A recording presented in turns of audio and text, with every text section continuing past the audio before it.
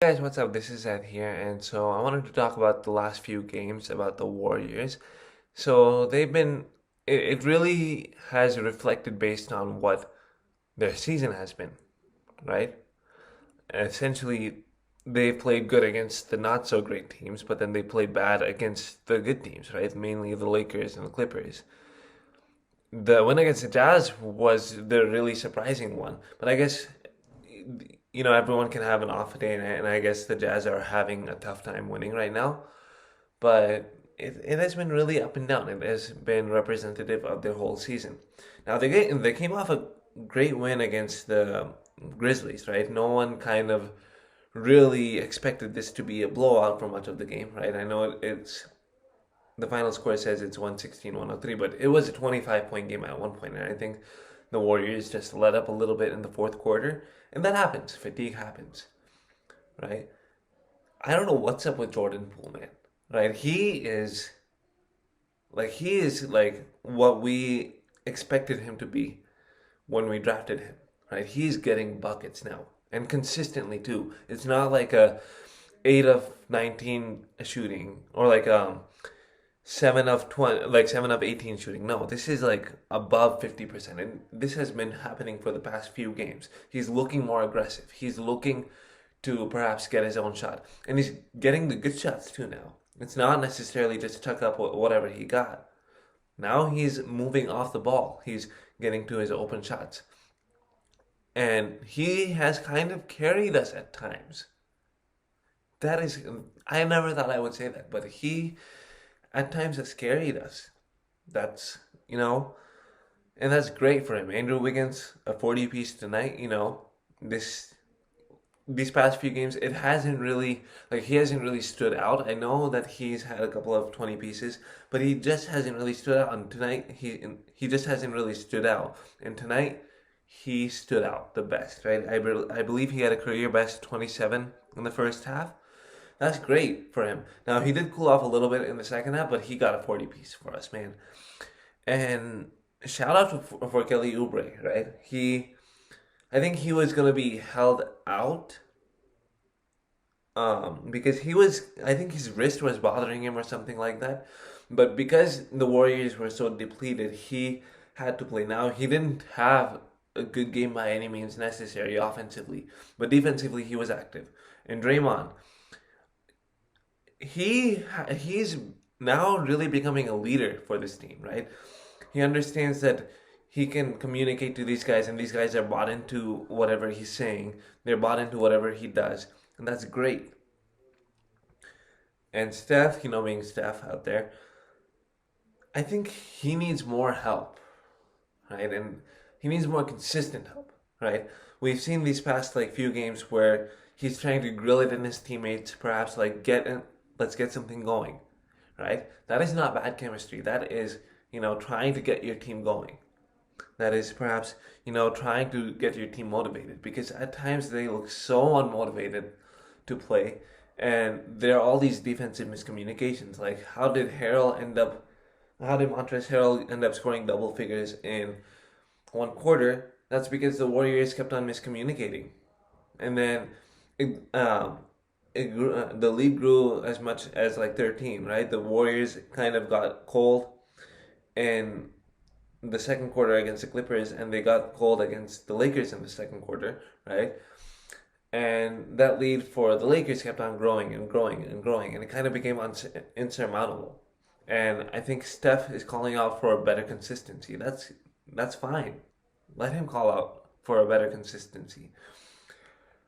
Now, I wasn't too worried about his injury. I know that at first it seemed like it was a painful one, but he was able to walk off in his own power, right, without anyone helping him. So that's fine, right? I think he also needs a break, so that's fine for him. Now, I want to talk about something that has been kind of sitting on my mind for a good amount of time now. So a few days ago. I was looking at Kyrie Irving's comment. Right, I think he was making some. I don't know what exactly the topic was, but he was making some comments, and then I scroll down. And by the way, this comment has nothing to do with sports or anything like that. I scroll down, and I see comments about LeBron. He carried LeBron. LeBron carried him. LeBron did this. They did this. They did this. And the comment was not even about it. It was not even about basketball. Much less it was not even about LeBron. And then I've come to the realization that I see a lot of LeBron comments in areas where it doesn't need, where they don't need to comment about LeBron. Like if Curry goes up for a 40 piece, I keep on seeing comments about LeBron, right? Oh, he did this to LeBron. LeBron did this to him.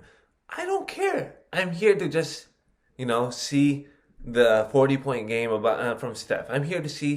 Uh, the I'm here to see comments about that video, not about something else, not about something off related. If it was about the Lakers, if it was about Anthony Davis, any of his Lakers teammates or himself, then I would understand, right? But this is not about him. This is something unrelated to him, right? If I see like a Joel Embiid highlight, I swear I'm gonna find some LeBron comment right there. It's irritating. It was funny the first few times, but now it's not. I guess that comes with being, a very famous person that everyone just keeps on commenting about you in areas where you don't need to be commented about. Now, I know in one of my videos I said that, I think we should perhaps tone down in terms of, blaming the referees a little bit, but now I think they should get a little bit of the blame. I A lot of suspect calls being made, right? The referees giving technicals for for essentially nothing, right? Coaches having a conversation with a referee, and he gets a technical for it. Mainly Nick Nurse, right? Uh, I don't know what was said in that conversation, but I could from what I saw, right, when I tried to read his lips, it didn't look like he was cussing him out or anything. He was just asking about what happened right there, and then that referee just gave him a technical. That didn't make any sense whatsoever. I think the referees are being a little too soft now, right? Missed calls happen, but technicals, I don't know. I don't know what this league is coming to now because A, we got the 3-point shooting foul right there. That is completely horrendous. And the one that I'm talking about is where the defensive player jumps, but then he comes to a stop, right? He comes to the ground, and the offensive player jumps into him. We got the soft, flagrant fouls, right? Some like the one where Boogie did to LeBron, right? I don't think that was a flagrant foul, right? But of course, if you're LeBron and if you cry on the floor, you're gonna get the benefit of the doubt. And you're DeMarcus Cousins, so you already have a history of that. Now the referees make a lot of correct calls too, right? Even if the fans don't agree, but then there are a lot of suspect calls being made by them, which I wonder, like sometimes wonder, are they kind of perhaps rigging the game? Not okay, that's a stretch. Not rigging, but like trying to set something in the game. I guess um, are they trying to set the tone that this is gonna be a very heavily whistled game with a lot of officiating, or is this going to be a game with a lot of physical contact? I think coaches and players just want a consistency of calls, not rather like if it's a soft call or a hard call. I think they just want consistency in those calls to be repeated. Now, yeah, I think those two things were in my mind. Honestly, I don't know what the Warriors' future is, right? This win was very motivating, but I don't know what their future is because can they compete with the Lakers? Can they compete with the Clippers? Can they compete with the Jazz in the playoffs? Um, I don't know. I don't even know if they can compete with the Trailblazers right now. Can they compete with the Nuggets? Right?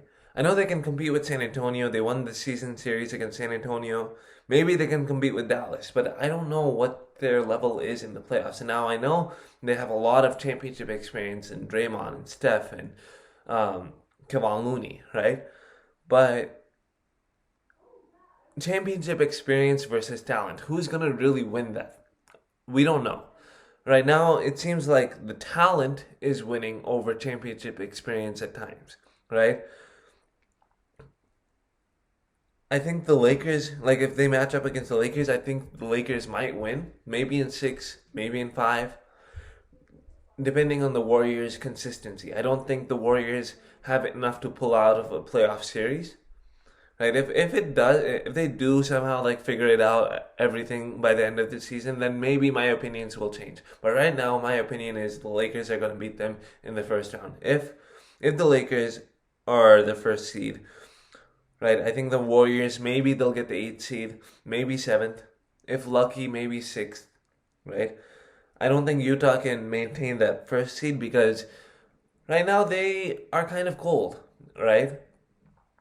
And I think they need a little bit of consistency in that team. They got a lot of great players, but do they have that one savvy like veteran player who just calms the team down, right? I know they got a lot of players who played a few years in the league, right? Joe Ingles, Donovan Mitchell, Rudy Gobert, but do they have that savvy veteran, right? Who knows to make that right timely play? Do they have that? I don't think so. Um, that's it for today. If you like the video, go ahead and click the like button, share my videos with others, subscribe to my channel, and comment down your views about this. Until then, I'll see you next time.